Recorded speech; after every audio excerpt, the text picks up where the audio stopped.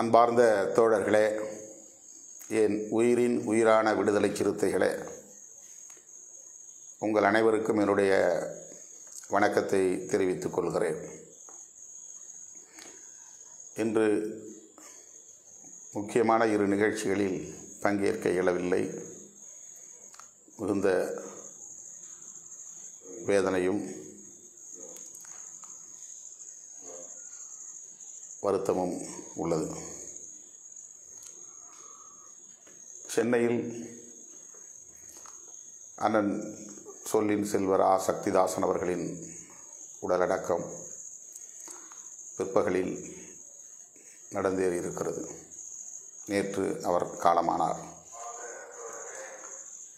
அவருடைய திருவுடலுக்கு மலர் வளையம் வைத்து அஞ்சலி செலுத்த விரும்பினேன். நான் இருக்கும் இடத்திலிருந்து சென்னைக்கு செல்ல 3 மணி நேரம் அதற்கும் மேலும் ஆகும்.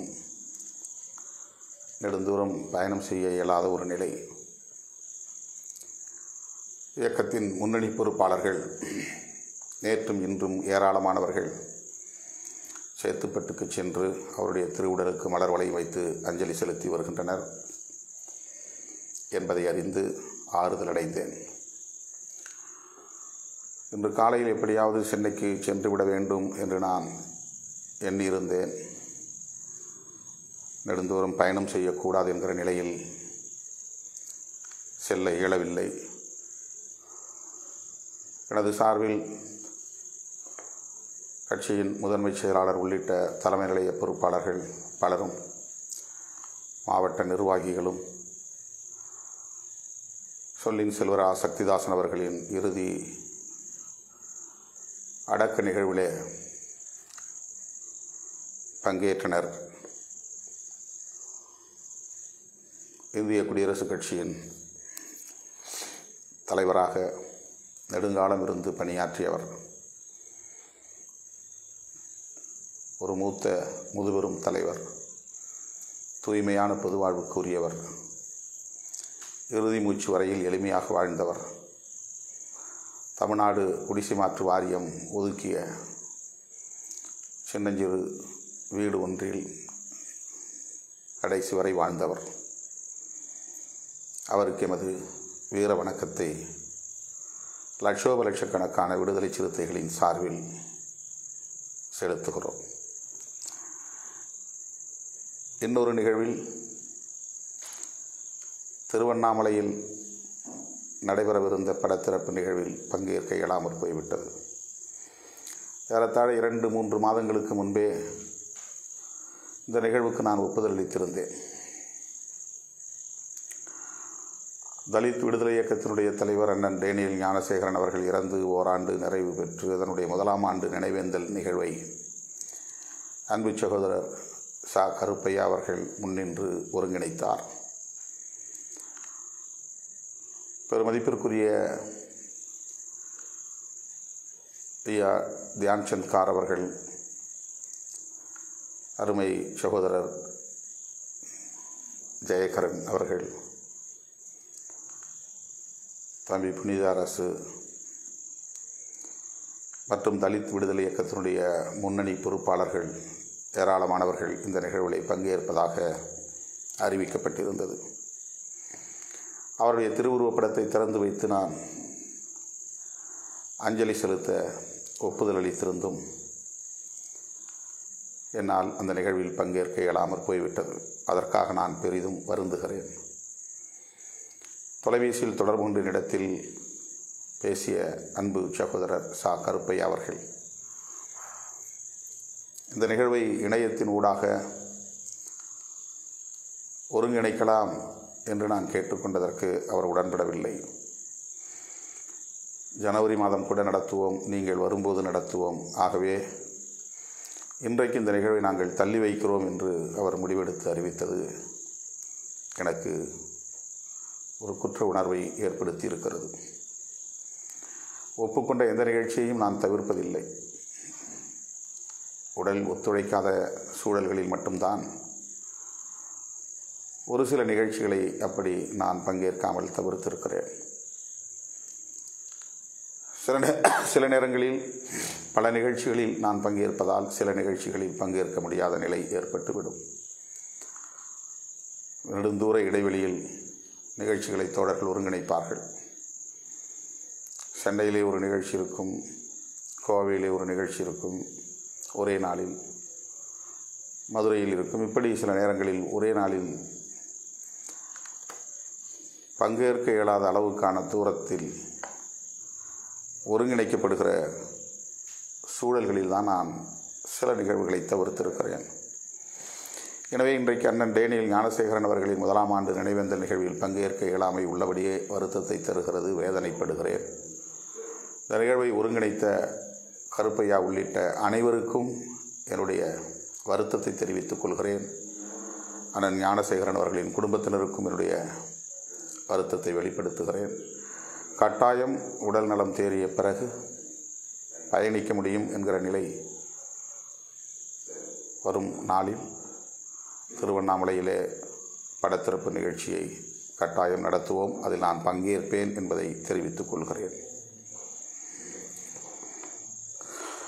இன்று நெடுநேரம் நமது மதுரை மாவட்ட பொறுப்பாளர்களோடு தொலைபேசியில் நான் தொடர்பில் இருந்தேன். காவல்துறை உயரதிகாரிகளோடு பேசினேன். மதுரை மாவட்ட ஆட்சியரை தொடர்பு கொள்வதற்கு முயற்சித்தேன், இயலவில்லை. 2 நாட்களாக நமது இயக்கத்தின் முன்னோடிகளும் பன்னியான் என்கிற கிராமத்தை சார்ந்த பொதுமக்களும் நீதி கேட்டு போராடி கொண்டிருக்கிறார்கள். இன்றைக்கு மதுரை மாவட்ட ஆட்சியர் வளாகத்திற்குள்ளேயே 200க்கும் மேற்பட்ட பொதுமக்களோடு விடுதலை சிறுத்தைகள் தொடர் போராட்டத்திலே ஈடுபட்டு வருகின்றனர். ஏனென்றால் 9ஆம் தேதி மாலை 5 மணி அளவில் பன்னியான் என்கிற கிராமத்தின் கிளை செயலாளர், நமது கட்சியின் பொறுப்பாளர் செந்தில்குமார் சாதி வெறியர்களால் கொடூரமாக கொலை செய்யப்பட்டிருக்கிறார்.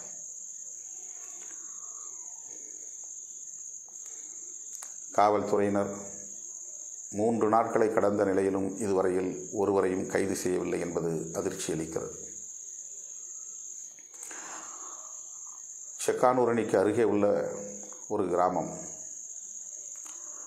செக்கானூரணியிலிருந்து 5 கிலோமீட்டர் தூரத்தில் உள்ள கிராமம். 200 குடும்பங்கள், தலித் சமூகத்தை சார்ந்த குடும்பங்கள் வசித்து வருகின்றன. அங்கே விடுதலை சிறுத்தைகளின் கொடியேற்றப்பட்டிருக்கிறது. அந்த கிராமத்தை சார்ந்த தலித் மக்களும் பிற சமூகத்தை சார்ந்த மக்களும் இணைந்து அம்மன் கோவில் திருவிழா உட்பட பல குலதெய்வங்களை கும்பிடுகிற நிகழ்ச்சிகளை நடத்துவதுண்டு. அந்த கோவில்களில் பெரும்பாலும் தலித்துகள் தான் பூசாரிகள். சாமி ஆடி திருநீர் கொடுப்பது உட்பட தலித்துகள் தான் செய்தாக வேண்டும். ஆனால் 2 ஆண்டுகளுக்கு முன்பு திடுமன் அந்த கிராமத்தில் தலித்துகள் பூசாரியாக இருக்கக்கூடாது, கோவிலுக்கு வரக்கூடாது, வரி செலுத்தக்கூடாது, சாமி கும்பிடக்கூடாது என்று எதிர்ப்பு தெரிவித்தார்கள், மறுப்பு தெரிவித்தார்கள். இதை எதிர்த்து புகார் கொடுத்தவர்களில் முதன்மையானவர் தம்பி செந்தில்குமார். வழக்கம் போல புகார் ஏற்றுக்கொள்ளப்பட்டது. முதல் தகவல் அறிக்கையும் பதிவு செய்யப்பட்டது. ஆனால் இதுவரையில் 2 ஆண்டுகளாக அந்த வழக்கில் ஒருவரையும் காவல்துறை கைது செய்யவில்லை. புகார் கொடுத்ததற்காக அந்த கிராமத்தையே அடித்து நொறுக்கி வன்முறை வெறியாட்டம் செய்தார்கள். பன்னியான் கிராமத்திற்குள்ளே புகுந்து குடிசைகளில் இருந்தவர்களை எல்லாம் தாக்கி கைக்குழந்தைகள் உட்பட பல பேர் காயமடைந்தார்கள். அந்த வழக்கில் ஒருவரை கூட கைது செய்யவில்லை இதுவரையில். அப்படி புகார் கொடுக்கிற அளவுக்கு உங்களுக்கு துணிச்சல் வந்து விட்டதா என்று, அதற்கு காரணமாக இருப்பவர்களில் இவன் முதன்மையானவன் என்று அடையாளம் கண்டு அவனை கொலை செய்வதற்கு பல முறை திட்டமிட்டிருக்கிறார்கள். ஆனால் முடியவில்லை. அண்மையிலே ஒரு சாவுக்கு செந்தில்குமாரை குழி வெட்டுவதற்கு அழைத்திருக்கிறார்கள். அதற்கு அவன் உடன்படவில்லை. இந்த காலத்தில் இப்படி நீங்கள் அழைப்பது சரியா என்று அவன் எதிர்கேள்வியும் கேட்டிருக்கிறான். பன்னியான் விளக்கு என்கிற இடத்திலே அந்த சமூகத்தை சார்ந்தவர்கள் குடித்துவிட்டு வந்து அமர்ந்து கொள்வதும், அந்த வழியே செல்லக்கூடிய தலித் சமூகத்தை சார்ந்த இளம் பெண்களை வம்புக்கு இழுப்பதும், அதை தட்டி கேட்கிற நிலையில் செந்தில்குமார் செயல்பட்டதும் அந்த பகுதியில் இத்தகைய வன்முறைக்கு காரணமாக இருந்திருக்கிறது. இவன் ஒருவன்தான் தட்டி கேட்கிறான், எதிர்த்து பேசுகிறான், காவல்துறையில் புகார் கொடுக்கிறான், விடுதலை சிறுத்தைகள் கொடியை ஏற்றுகிறான் என்றெல்லாம் ஆத்திரம் கொண்டு சாதி வெறியர்கள் கொலைவெறியோடு காத்து கிடந்த நிலையில் 9ஆம் தேதி மாலையில் பன்னியான் விளக்கு என்கிற இடத்தில் அவனை சுற்றி சூழ்ந்து தாக்கி கொடூரமாக வெட்டி படுகொலை செய்து விட்டார்கள். 9ஆம் தேதி மாலை நடந்த கொலை வழக்கில் இன்றைக்கு 11ஆம் தேதி 6 மணி ஆகிறது. இதுவரையில் ஒருவரை கூட கைது செய்யவில்லை. செக்கானூரணி காவல் நிலையம் பன்னியான் கிராமம் இடையிலே உள்ள தூரம் வெறும் 4.5 கிலோமீட்டர். அவர்கள் போட்டிருக்கிற முதல் தகவல் அறிக்கையில் 4:45 மணிக்கு குற்றம் நிகழ்ந்தது என்றும், காவல் நிலையத்திற்கு வந்த தகவல் இரவு 11:30 மணிக்கு மேல் என்றும் பதிவு செய்திருக்கிறார்கள். சம்பவம் நடந்தபோதே ஒரு காவலர் அங்கே இருந்ததை செந்தில்குமாருடைய மனைவி பார்த்திருக்கிறார்.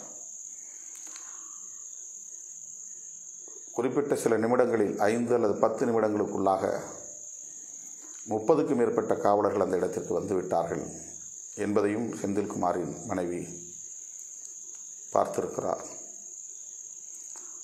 ஆனால் இவர்கள் காவல் நிலையத்திற்கு கிடைத்த தகவலின் நேரம் இரவு 11 மணிக்கு மேல் என்று பதிவு செய்திருக்கிறார்கள். காவல்துறையினர் எவ்வளவு ஓரவஞ்சனையாக செயல்படுகிறார்கள், உண்மைக்கு புறம்பாக செயல்படுகிறார்கள் என்பதற்கு இந்த முதல் தகவல் அறிக்கையை ஒரு சான்று என்று நாம் சொல்ல முடியும். ஒரு காவல் நிலையத்தில் 3 ஆண்டுகளுக்கு மேல் ஒருவரை வைத்திருப்பதில்லை, வைத்திருக்கவும் கூடாது. ஆனால் 10-15 ஆண்டுகளாக ஒரு காவல் நிலையத்தில் ஒருவர் தொடர்ந்து ஆய்வாளராக இருக்க முடிகிறது. ஆதிக்கம் செய்யக்கூடிய சமூகத்தை சார்ந்தவர்களை ஆய்வாளராகவோ டிஎஸ்பியாகவோ காவல்துறை கண்காணிப்பாளராகவோ நியமிக்கக்கூடாது என்கிற ஒரு மரபு காவல்துறையில் கடைபிடிக்கப்படுகிறது. எந்த மாவட்டத்தில் எந்த சமூகம் ஆதிக்க சமூகமாக இருக்கிறதோ, பெரும்பான்மை சமூகமாக இருக்கிறதோ, அந்த சமூகத்தை சார்ந்தவர்களை அதிகாரிகளாக நியமிப்பது அவர்களுக்கு சாதகமாக செயல்படும் சூழல் ஏற்படும் என்பதை மனதிலே வைத்து வேறு சமூகங்களை சார்ந்தவர்களை நியமிப்பது ஒரு மரபு. ஆனால் செக்கானூரணி காவல் நிலையத்தில் இருக்கக்கூடிய ஆய்வாளர் 10 ஆண்டுகளுக்கு மேலாக தொடர்ந்து அந்த இடத்திலே பணியாற்றி கொண்டிருக்கிறார். தலித் மக்களுக்கு எதிராகவும் செயல்பட்டு வருகிறார். தலித் மக்கள் கொடுக்கிற எந்த புகாரையும் அவர் எளிதாக ஏற்றுக்கொள்வதில்லை. ஏற்றுக்கொண்டாலும் வழக்கு பதிந்தாலும் யாரையும் கைது செய்வதில்லை. அந்த 2 ஆண்டுகளுக்கு முன்பு நடந்த சம்பவத்தில் இதுவரையில் ஒருவரை கூட அவர்கள் கைது செய்யவில்லை. முன்ஜாமீன் எடுத்துக்கொண்டார்களா என்பது கூட யாருக்கும் தெரியாது. இப்போது இந்த கொடூரமான கொலை காவல்துறையின் கவனத்திற்கு தெரிந்தே நடந்திருக்கிறது என்றுதான் செந்தில்குமாரின் மனைவி குற்றம் சாட்டுகிறார். 2 பெண் குழந்தைகள், ஒரு ஆண் குழந்தை. மனைவி குழந்தைகளை இன்றைக்கு நடுத்தெருவிலே நிற்கும் நிலையை ஏற்படுத்தியிருக்கிறார்கள். இதை கண்டித்து மாவட்ட ஆட்சியர் அலுவலகத்தில் நமது கட்சியை சார்ந்த தோழர்கள், மாநில மாவட்ட பொறுப்பாளர்கள், ஒன்றிய பொறுப்பாளர்கள் மக்களை அங்கே திரட்டி தொடர் போராட்டத்திலே ஈடுபட்டு வருகின்றனர். நான் அதிகாரிகளிடத்திலே பேசினேன். நாங்கள் நடவடிக்கை எடுக்கிறோம் என்று வழக்கம் போல உறுதியளித்திருக்கிறார்கள். எந்த குற்றமும் இழைக்காதவர்கள் மீது, பாதிக்கப்பட்டவர்கள் மீது வழக்கு பதிவு செய்கிற வழக்கத்தை காவல்துறை கொண்டிருக்கிறது. சிவகங்கை மாவட்டம் இளையான்குடி பக்கத்தில் மேலையூர் என்கிற கிராமத்தில் நாகஜோதி என்கிற நாகலட்சுமி என்கிற தலித் பெண் இறந்துவிட்டார். அவருடைய உடலை பொது வழியே அரசு கட்டிய ஒரு பாலத்தின் வழியே எடுத்துச் செல்வதற்கு முயற்சித்த போது சாதி வெறியர்கள் அந்த வழியே பிணத்தை எடுத்துச் செல்ல அனுமதிக்க மாட்டோம் என்று தடுக்கிறார்கள், மறிக்கிறார்கள். காவல்துறை, குறிப்பாக மாவட்ட கண்காணிப்பாளரே, நீங்கள் ஏன் வழக்கத்திற்கு மாறாக இந்த வழியிலே போகிறீர்கள், எடுத்து செல்லக்கூடாது, மாற்று வழியில் தான் போக வேண்டும் என்று சாதி வெறியர்களுக்கு ஆதரவாகவே பேசியிருக்கிறார், வெளிப்படையாக பேசியிருக்கிறார். கடைசி வரையில் அவர் அந்த நிலைப்பாட்டில் உறுதியாக இருந்திருக்கிறார். முழங்கால் அளவிலே தண்ணீரில் இறங்கிதான் பிணத்தை பொதுமக்கள், தலித் மக்கள் எடுத்து சென்று சுடுகாட்டிலே புதைக்கக்கூடிய ஒரு நிலை ஏற்பட்டிருக்கிறது. இப்படி ஆதிக்க சாதிகளுக்கு, சாதிவெறி கும்பலுக்கு துணை போகும் துறையாகத்தான் காவல்துறை தொடர்ந்து இயங்கிக் கொண்டிருக்கிறது. அப்படித்தான் செக்கானூரணியில் பன்னியான் கிராமத்தில் ஏற்பட்டிருக்கிற இந்த கொடூரமான படுகொலையிலும் காவல்துறை போக்கு தலித் மக்களுக்கு எதிராக இருக்கிறது. செந்தில்குமாரின் மனைவி குற்றம் சாட்டப்பட்ட அனைவரையும் கைது செய்யாமல் நான் பணத்தை வாங்க மாட்டேன் என்று உறுதியாக இருக்கிறார். வழக்கம் போல இவர்களுக்கு அரசு தருகிற உதவித்தொகையை கொடுத்தால் வாங்கி கொண்டு போய் விடுவார்கள் என்கிற ஒரு உளவியல் அதிகாரிகளுக்கு இருக்கிறது. எனவே போராடும் மக்களிடத்திலே உங்களுக்கு இழப்பீடு தருகிறோம், காசோலையை பெற்றுக்கொள்ளுங்கள் என்று அதை எழுதி கொடுத்திருக்கிறார்கள். எங்களுக்கு நிதி உதவி தேவையில்லை, நீதிதான் தேவை. வழக்கம் போல குற்றவாளிகளை தப்பு விட்டு விடாதீர்கள், உடனே அவர்களை கைது செய்யுங்கள், இல்லை என்றால் நான் மாவட்ட ஆட்சியர் அலுவலகத்தை விட்டு, இந்த வளாகத்தை விட்டு வெளியேற மாட்டேன் என்று உறுதியாக அவர் பேசியிருக்கிறார். தோழர்களே, மனுஸ்மிருதி எங்கே இருக்கிறது? அது வழக்கத்தில் இல்லையே, புழக்கத்தில் இல்லையே என்று சொல்லுகிற இவர்கள் எங்கே இருக்கிறார்கள் என்கிற கேள்வியை இது எழுப்புகிறது. பெரம்பலூர் அருகே 3 சிறுவர்களை, பள்ளி சிறுவர்களை மலத்தை அள்ள வைத்திருக்கிறார்கள். ஒடுக்கப்பட்ட சமூகத்தை சார்ந்த குழந்தைகள் என்றால் அவர்கள் கக்கூசை கழுவ வேண்டும், மலத்தை அள்ள வேண்டும் என்று அரசு பணியாளர்களே, ஆசிரியர்களே வற்புறுத்துகிற நிலைமையெல்லாம் நாம் பார்க்கிறோம், அச்சுறுத்துகிற நிலையெல்லாம் பார்க்கிறோம். மனுஸ்மிருதி எங்கே இருக்கிறது என்று கேட்பவர்கள் இந்த இடங்களுக்கு போய் பார்க்க வேண்டும். காவல்துறையினர் எப்படி ஒருதலைபட்சமாக ஓரவஞ்சனையாக செயல்படுகிறார்கள் என்பதற்கு இந்த நிகழ்வுகளே போதுமான சான்றுகள் என்பதை நாம் சுட்டிக்காட்ட முடியும். அரசுக்கும் காவல்துறைக்கும் நான் வேண்டுகோள் விடுக்கிறேன். சாதி வெறியர்களின் வாக்கு வங்கிக்காக தலித்துகளை அலட்சியப்படுத்துவது, அவர்களுக்கு எதிரான நிலைப்பாட்டை எடுப்பது நல்லதல்ல. தலித்துகள் சாதி அடிப்படையில் எப்போதும் சிந்திப்பதில்லை. எங்கள் சாதி உங்கள் சாதி என்கிற அணுகுமுறையை கொண்டவர்கள் இல்லை. அதுதான் இன்றைக்கு அவர்களின் பலவீனமாக இருக்கிறது என்று நீங்கள் கருதுவீர்களேயானால் காலம் உங்களுக்கு பதில் சொல்லும், தக்க பாடம் புகட்டும் என்பதை நான் எச்சரிக்கையாக சுட்டிக்காட்ட விரும்புகிறேன். இந்த படுகொலையில் சம்பந்தப்பட்டவர்களை தப்ப விடுவதற்கு காவல்துறை முயற்சிக்குமேயானால் தமிழகம் தழுவிய அளவில் விடுதலை சிறுத்தைகள் போராட்டம் நடத்த நேரும். காவல்துறைக்கு எதிராக, அதிமுக அரசுக்கு எதிராக வெகுண்டெழுந்து வீதிக்கு வந்து போராடக்கூடிய ஒரு நெருக்கடியை ஏற்படுத்த வேண்டாம், சம்பந்தப்பட்ட குற்றவாளிகளை உடனடியாக கைது செய்ய வேண்டும் என்று விடுதலை சிறுத்தைகள் கட்சியின் சார்பில் நான் வலியுறுத்துகிறேன். அவர்களை பிணையில் வெளியிட முடியாத வழக்கில் சிறைப்படுத்த வேண்டும். அனைவரையும் குண்டர் தடுப்பு சட்டத்திலே சிறைப்படுத்த வேண்டும் என்று வலியுறுத்துவதுடன் பன்னியான் கிராமத்தில் வசிக்கக்கூடிய தலித் மக்களின் குடியிருப்பு பகுதிக்கு போக்குவரத்து வசதி, பேருந்து வசதியை உடனே ஏற்பாடு செய்ய வேண்டும். அந்த பன்னியான் விளக்கு என்கிற இடத்தில் தொடர்ச்சியாக அமர்ந்து குடிபோதையில் வந்து சமூக மோதலை உண்டு பண்ணும் வகையில் செயல்படக்கூடியவர்களை தடுப்பதற்கு காவல்துறை உரிய நடவடிக்கை மேற்கொள்ள வேண்டும். அந்த இடத்திலே புறக்காவல் நிலையம் ஒன்றை அமைக்க வேண்டும் என்று விடுதலை சிறுத்தைகள் கட்சியின் சார்பில் வேண்டுகோள் விடுக்கிறேன். பன்னியான் செந்தில்குமார் குடும்பத்திற்கு, அவருடைய மனைவிக்கு வேலைவாய்ப்பு வழங்க வேண்டும் என்றும் கட்சியின் சார்பில் வலியுறுத்துகிறேன். இல்லையெனில் அந்த மக்களின் தொடர் போராட்டத்திற்கு விடுதலை சிறுத்தைகள் உற்ற துணையாக இருப்போம். கட்சி தமிழகம் தழுவிய போராட்டமாக இதை மாற்ற வேண்டிய நிலை வரும் என்பதையும் மீண்டும் ஒரு முறை சுட்டிக்காட்ட நான் கடமைப்பட்டிருக்கிறேன்.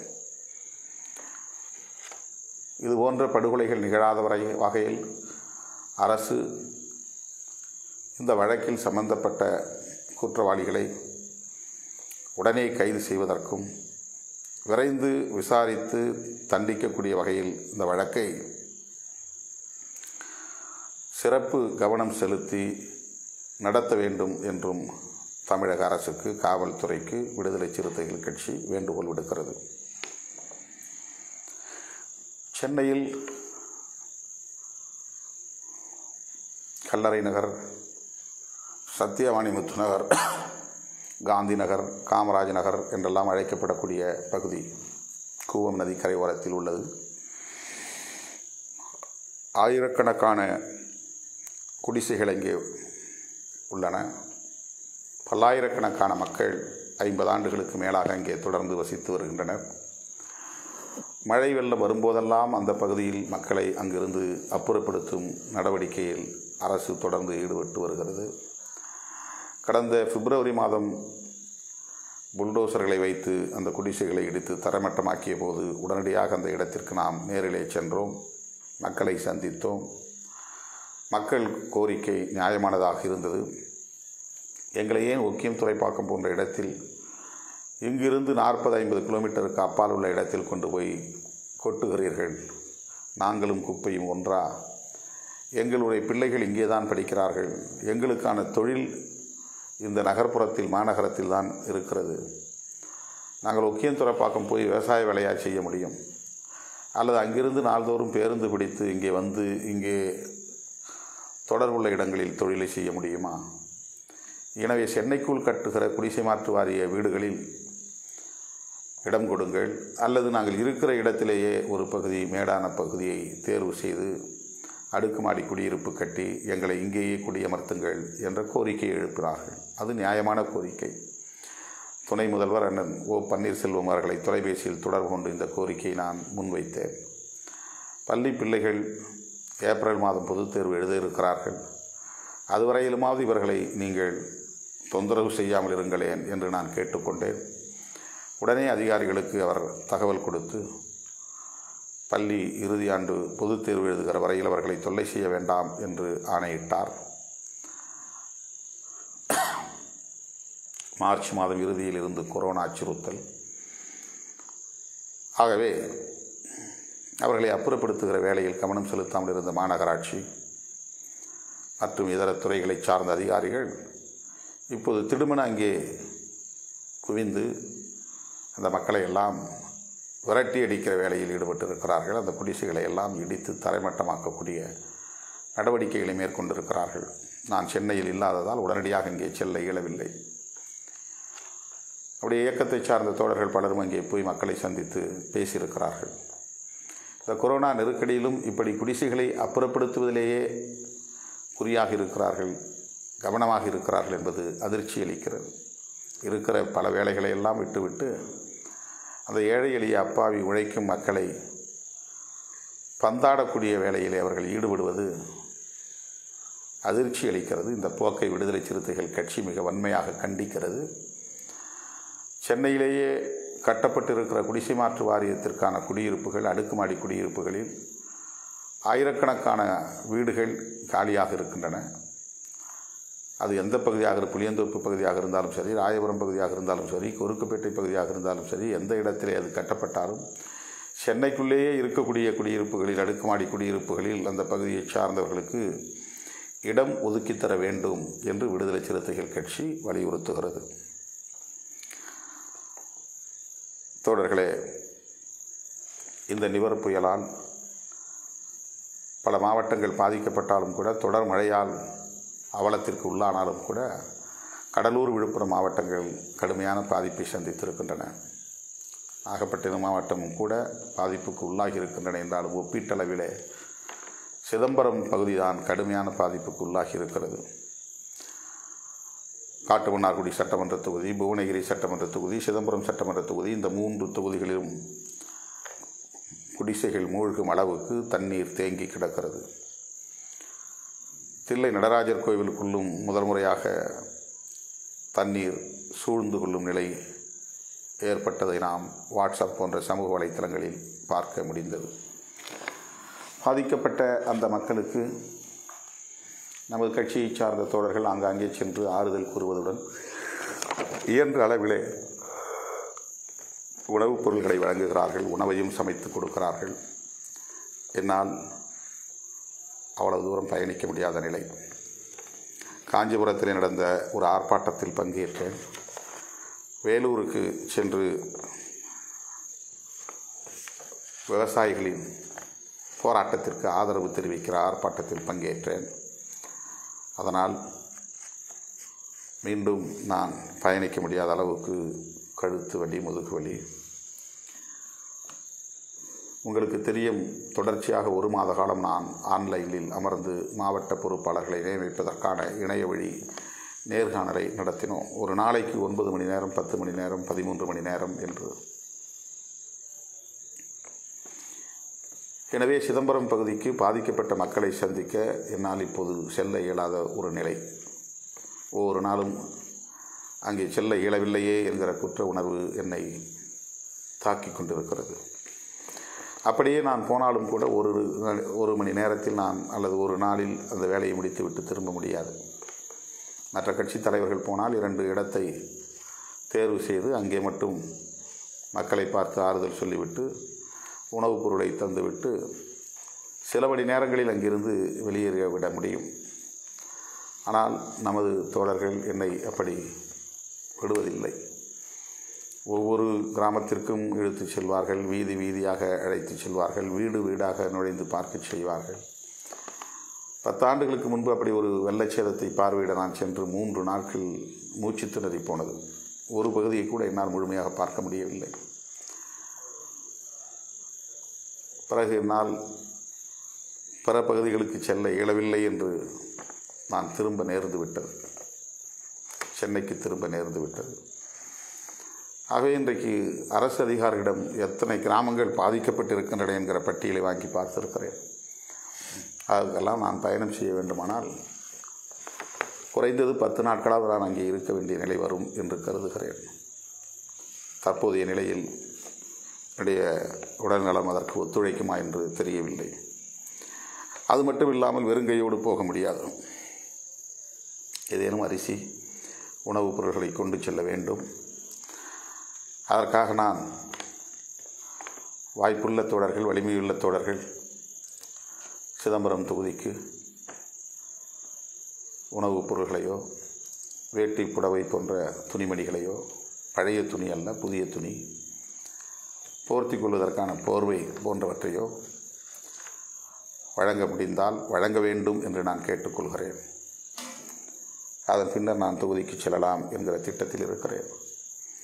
எனவே சிதம்பரம் பகுதியில் நம்முடைய கட்சி பொறுப்பாளர்களிடம் அதை ஒப்படைத்தால் பொறியாளர் கலியபெருமாள் பொருட்களை சேமித்து வைப்பதற்கான ஒரு ஏற்பாட்டை செய்ய முடியும். ஏற்கனவே அவர் அந்த பொறுப்பை எடுத்து செய்தவர். அப்படி அந்த பகுதி மக்களுக்கு உதவ விரும்புகிறவர்கள் உணவுப் பொருள்களை அனுப்பி வைக்கலாம். அவர் அதை வாங்கி அங்கே பாதுகாப்பாக வைத்திருப்பார். உணவுப் பொருள் வாங்க இயலாதவர்கள் கட்சி கணக்கில் 1000 2000 முடிந்த உதவிகளை வங்கி மூலம் செலுத்தினால் அந்த தொகையை நான் பயன்படுத்தி சிதம்பரம் அருகே உள்ள அரிசி ஆலைகளில் இருந்து அரிசியை, மளிகை கடைகளில் இருந்து மளிகை பொருட்களை பெற்றுக்கொள்ள முடியும். டிரான்ஸ்போர்ட்டேஷன் என்பது போக்குவரத்து செலவு விரயமாவதை தடுக்க முடியும். ஆகவே வாய்ப்புள்ள தோழர்கள் அந்த வெள்ள நிவாரணத்திற்காக நிதி உதவியும் அளிக்கலாம், நேரடியாக உணவுப் பொருள்களையும் வழங்கலாம். இந்த வாரத்திற்குள்ளாக, ஒரு வார காலத்திற்குள்ளாக அந்த உதவியை நீங்கள் செய்தால், இன்றைக்கு தேதி 11, நான் 20ஆம் தேதி வாக்கிலே அல்லது 21ஆம் தேதி வாக்கிலே அந்த பகுதிக்கு வெள்ளமெல்லாம் வடிந்துவிடும். போக்குவரத்துக்கும் வசதியாக இருக்கும், மக்களை சந்திப்பதற்கும் இயலும். எனவே கட்சியின் முன்னணி பொறுப்பாளர்கள், பொருளாதார வலிமை உள்ளவர்கள், இரக்க பண்பு உள்ளவர்கள், கருணை உள்ளம் உள்ளவர்கள் அந்த உதவியை செய்ய முன்வர வேண்டும் என்று நான் கேட்டுக்கொள்கிறேன். உணவுப் பொருளாக கொடுக்க விரும்புகிறவர்கள் நேரடியாக சிதம்பரம் பகுதிக்கு அனுப்பி வைத்தால் அந்த முகவரி, அவருடைய தொலைபேசி எண்ணை நான் என்னுடைய முகநூலில் பதிவிடுவேன். ஒரு இடத்தில் மட்டுமே அதை சேமிப்பது நல்லது. அப்படி உணவுப் பொருளை அனுப்ப விரும்பாதவர்கள் 1000 ரூபாயிலிருந்து எவ்வளவு ரூபாய் பணம் அனுப்ப இயலுமோ அவர்கள் வழக்கம் போல கட்சியின் வங்கி கணக்கிலே போட்டால் இந்த தேதியிலிருந்து வங்கி கணக்கில் சேரும் பணத்தை வெள்ள நிவாரணத்துக்கானது என்பதை வெளிப்படையாக அறிவித்து அந்த தொகையை முழுமையாக அந்த மக்களுக்கு பயன்படக்கூடிய வகையில் உணவுப் பொருட்களை வாங்கி விநியோகம் செய்ய ஏதுவாக இருக்கும் என்பதை தெரிவித்துக் கொள்கிறேன். இது ஒரு வேண்டுகோள். தோழர்களே, நாளை டிசம்பர் 12, டிசம்பர் 13 இந்த 2 நாட்களில் வாக்குச்சாவடிகளில் வாக்காளர் வரைவு பட்டியல் வைக்கப்படும். ஏற்கனவே 2 நாட்கள் வாய்ப்பு தந்தார்கள். இந்த இறுதி வாய்ப்பை ஒவ்வொருவரும் பயன்படுத்தி கொள்ள வேண்டும். வாக்குச்சாவடிகளில் முதலில் உங்கள் பெயர் இருக்கிறதா என்பதை வரைவு பட்டியலை வாங்கி பாருங்கள். உங்கள் தொலைபேசியிலே கூட அதை டவுன்லோட் செய்து பார்க்க முடியும், ஓப்பன் செய்து பார்க்க முடியும். வாக்குச்சாவடி பணிக்குழுக்கு சென்றும் பார்க்க முடியும். அங்கே form 6, form 6A, form 6-8, form 6-8A என்று சேர்ப்பதற்கு, நீக்குவதற்கு, திருத்துவதற்கு 3 வகையான விண்ணப்பங்கள் உள்ளன. அவற்றை நீங்கள் வாங்கி போலி வாக்காளர்களை மாற்றுக் கட்சியினர் சேர்த்திருக்க வாய்ப்பு இருக்கிறது. அதையெல்லாம் நீக்க சொல்லலாம். ஜனவரி மாதம் 1ஆம் தேதிக்குள்ளாக அந்த தேதியிலே 18 வயது நிரம்பக்கூடியவர்கள் இருந்தால், இன்றைக்கு இந்த தேதியில் 18 வயது நிரம்பாமல் இருக்கலாம். ஜனவரி 1க்குள்ளாக 18 வயது நிரம்பிவிட்டால், நிரம்பக்கூடிய நிலை இருந்தால் அவர்களுடைய பெயரை கூட வாக்காளர் பட்டியலில் சேர்க்கலாம். அப்படி புதிதாக இளம் வயதை சார்ந்த 18 வயதை நெருங்கக்கூடிய உறவினர்களின் பெயர்களை, நண்பர்களின் பெயர்களை வாக்காளர் பட்டியலில் இணைக்க வேண்டும். உங்கள் பெயர் விடுபட்டிருந்தால் அதை பரிசோதித்து தெரிந்து கொண்டு அதை இணைக்க வேண்டும். ஒருவர் பெயரே வெவ்வேறு இடங்களில் பதிவாகியிருந்தால், இவர்கள் வேறு மாவட்டத்திலும் வேறு சட்டமன்ற தொகுதிகளிலும் இவர்களுக்கு வாக்குகள் இருக்கின்றன, வாக்குரிமை உள்ளது, இங்கேயும் பதிவு செய்திருக்கிறார்கள் என்று சொல்லி அவற்றை நீக்க வேண்டும். இப்படி திருத்தம் செய்ய, மாற்றம் செய்ய, நீக்கம் செய்ய, இணைப்பு செய்ய 2 நாட்கள் நமக்கு அவகாசம் கொடுக்கப்பட்டிருக்கிறது. மாவட்ட செயலாளர்கள், ஒன்றிய பொறுப்பாளர்கள், சட்டமன்ற தொகுதி செயலாளர்கள் இதை மிக பெரும் கடமையாக எடுத்துக்கொண்டு செயல்பட வேண்டும் என்று கேட்டுக்கொள்கிறேன். 7ஆம் தேதி ஒரு ஆர்ப்பாட்டம், 10ஆம் தேதி ஒரு ஆர்ப்பாட்டம் என்று மிக குறுகிய இடைவெளியில் நான் விடுத்த அழைப்பை ஏற்று கல்வி உதவித்தொகையை வழங்குமாறு நடத்திய போராட்டம் மிகச் சிறப்பாக இருந்தது. அனைத்து தோழர்களுக்கும், தமிழ்நாடு முழுவதும் இந்த போராட்டத்தை முன்னெடுத்த பொறுப்பாளர்கள் யாவருக்கும் என்னுடைய நெஞ்சார்ந்த நன்றியை உரித்தாக்குகிறேன், பாராட்டுகளை தெரிவித்துக் கொள்கிறேன். அதைப்போல விவசாயிகளின் போராட்டம் வெற்றி பெற வேண்டும் என்று வாழ்த்துகிற வகையில் தமிழ்நாடு முழுவதும் அனைத்து மாவட்ட தலைநகரங்களிலும் நான் எதிர்பார்த்த அளவுக்கு அதைவிட கூடுதல் அளவுக்கு தோழர்கள் சிறப்பாகவே இந்த ஆர்ப்பாட்டத்தை நடத்தி முடித்திருக்கிறீர்கள். அதற்காகவும் நான் என்னுடைய சிறப்பான நன்றியை உரித்தாக்குகிறேன். ஒரு நாள் இடைவெளியில் வேலூர் தோழர்களுக்கு நான் அழைப்பு விடுத்தேன். இருந்தாலும் ஏராளமான இடங்களில் வரவேற்பு விளம்பர தட்டிகள், பத்திரிகைகளில் விளம்பரங்கள், 1000க்கும் மேற்பட்ட தோழர்களை ஒருங்கிணைத்து வெற்றிகரமாக இந்த ஆர்ப்பாட்டத்தை நடத்தி முடித்தார்கள். எனவே வேலூர் மாவட்ட பொறுப்பாளர்கள் அனைவருக்கும் என்னுடைய நெஞ்சார்ந்த நன்றியை உரித்தாக்குகிறேன். டிசம்பர் 14ஆம் தேதி விவசாய சங்கங்களின் கூட்டமைப்பு தென்னிந்திய மக்களுக்கு ஒரு அழைப்பு விடுத்திருக்கிறது. வட இந்திய மாநிலங்களை சார்ந்தவர்கள் எல்லாம் புதுதில்லியை நோக்கி வாருங்கள் என்று அழைப்பு விடுத்த அவர்கள் தென்னிந்திய மாநிலங்களை சார்ந்தவர்கள் எல்லாம் ரிலையன்ஸ், அம்பானி, அதானி ஆகியோரின் அலுவலகங்கள் அல்லது வணிக நிறுவனங்களின் முன்னால் போராட்டங்களை நடத்த வேண்டும், அவர்களின் பொருட்களை புறக்கணிக்க வேண்டும், அவர்கள் மோடியோடு சேர்ந்து கொண்டு ஒட்டுமொத்த விவசாயத்தையும் கபலீகரம் செய்வதற்கு முயற்சிக்கிறார்கள். எனவே இதற்கு நாம் எதிர்ப்பு தெரிவிக்க வேண்டும் என்கிற அறைகூவலை விடுத்திருக்கிறார்கள். அதைவிட முக்கியமாக பாரதிய ஜனதா கட்சியின் அலுவலகங்களை முற்றுகையிட வேண்டும் என்றும் வேண்டுகோள் விடுத்திருக்கிறார்கள். இடதுசாரி கட்சிகள் என்ன நிலைப்பாடுகள் எடுக்கின்றன என்பதை நாம் அறிந்து தோழமை கட்சிகளோடு இணைந்து செயல்படுவதற்கான சூழல் இருக்குமேயானால் இணைந்து செயல்படுவோம். இல்லையேல் விடுதலை சிறுத்தைகள் எத்தகைய போராட்டத்தை முன்னெடுப்பது என்பது குறித்து நாளை அறிவிப்பு வெளியாகும் என்பதை தெரிவித்துக் கொள்கிறேன். இந்த விவசாயிகளின் இந்த போராட்டம் என்பது ஒரு விடுதலை போராட்டம், ஒரு மாபெரும் யுகப்புரட்சி என்று சொல்லலாம். இதில் பங்கேற்க வேண்டியது, ஆதரவு காட்ட வேண்டியது ஒவ்வொரு ஜனநாயக சக்தியின் கடமை என்பதை நான் தெரிவித்துக் கொள்கிறேன். அருமை தோழர்களே, இப்படி கொட்டும் மழையிலும் நம்முடைய போராட்டங்கள் வீரியமாக நடைபெற்று கொண்டிருப்பது மகிழ்ச்சியை தருகிறது. ஆனாலும் உங்கள் எதிர்பார்ப்பு எப்போது நிர்வாகிகள் அறிவிக்கப்படுவார்கள் என்பதுதான். நிர்வாகிகள் அறிவிக்கப்படுகிற வரையில் இப்போது நிர்வாகத்தில் இருப்பவர்கள்தான் பொறுப்பாளர்கள், பொறுப்பாக செயல்பட கடமைப்பட்டவர்கள், போராட்டங்களையும் ஒருங்கிணைக்க கூடிய பொறுப்பை ஏற்றிருப்பவர்கள்.